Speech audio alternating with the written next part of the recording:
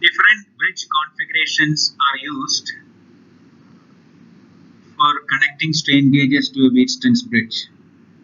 We will discuss them. So I am showing here the Wheatstone's bridge, and we have already discussed when you have strain gauges connected to all four arms of the Wheatstone's bridge, what happens. The configuration of quarter bridge has one strain gauge connected to the arm R1 as shown here. There is only one active arm. So now you will see that delta R2, delta R3 and delta R4 are 0, and delta R1 upon R1 is equal to Sg times epsilon 1. So for this configuration, the relation between the output delta E and the strain is given here. The other configuration is half bridge, which has two variants.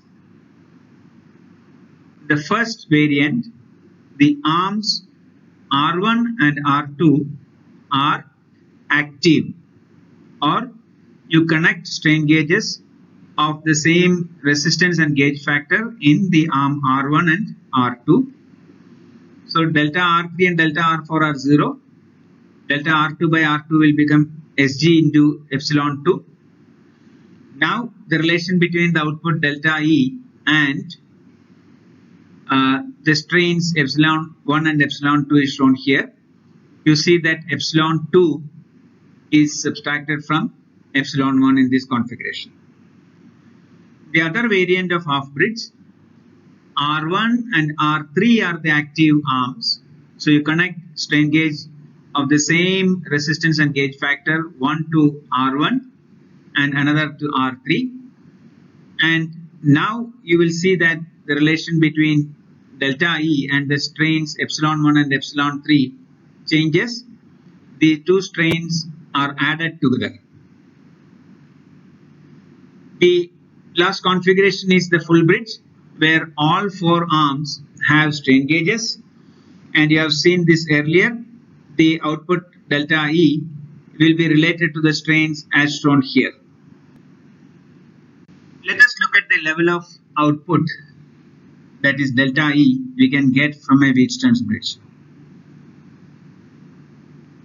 So I will consider a strain gauge of gauge factor 2 connected in the quarter bridge configuration, and the bridge is excited with 10 volts.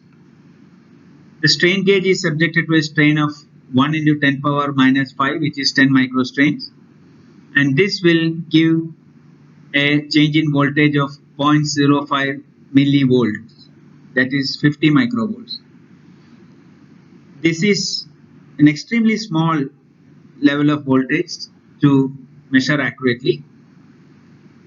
So if you want a strain resolution of 10 microstrains, you should be able to measure the voltage with a resolution of 50 microvolts.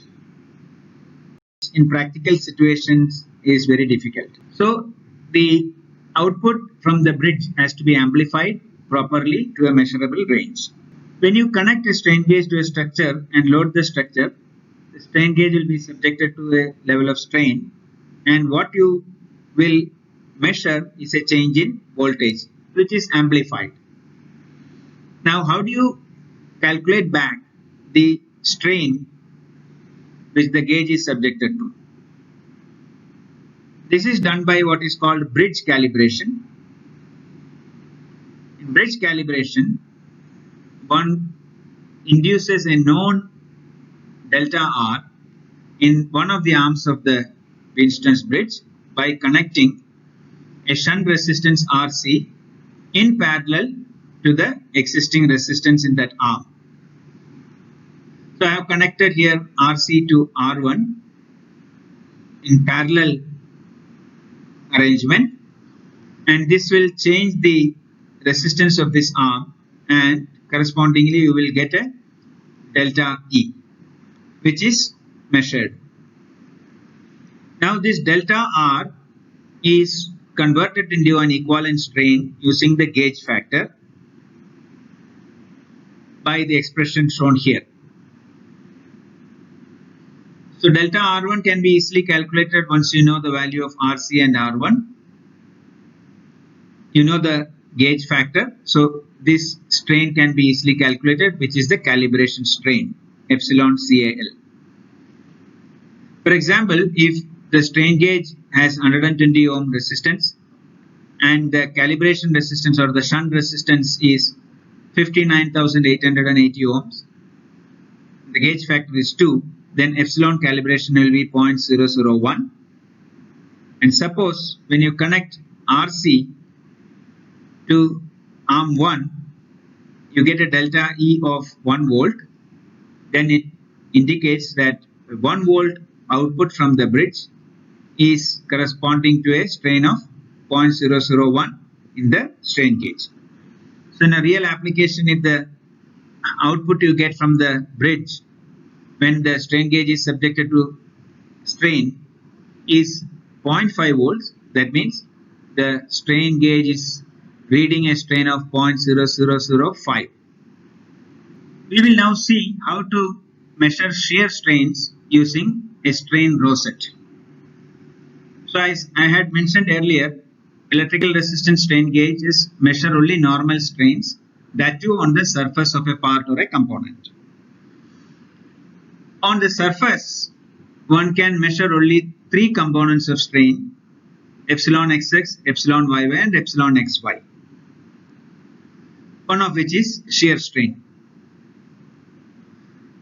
You can measure the shear strain indirectly by measuring strain, normal strain, in 3 different directions, and that is what a strain rosette does.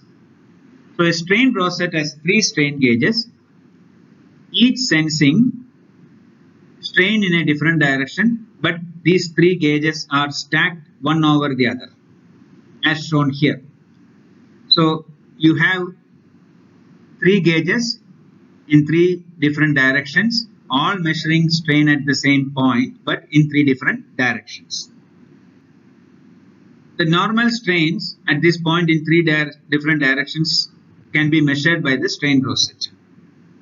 Now what do we do with this? So if you look at this figure here, which is a schematic of the strain rosette shown in this photograph, you have one strain gauge along the x-axis, one making plus 45 degrees with the x-axis, the other one making minus 45 degrees with the x-axis. Using simple strain transformation, which you have already learned in SO 202, I can express the 3 strains, so epsilon 0, epsilon plus 45 and epsilon minus 45 in terms of epsilon xx, epsilon yy and epsilon xy using these expressions given here.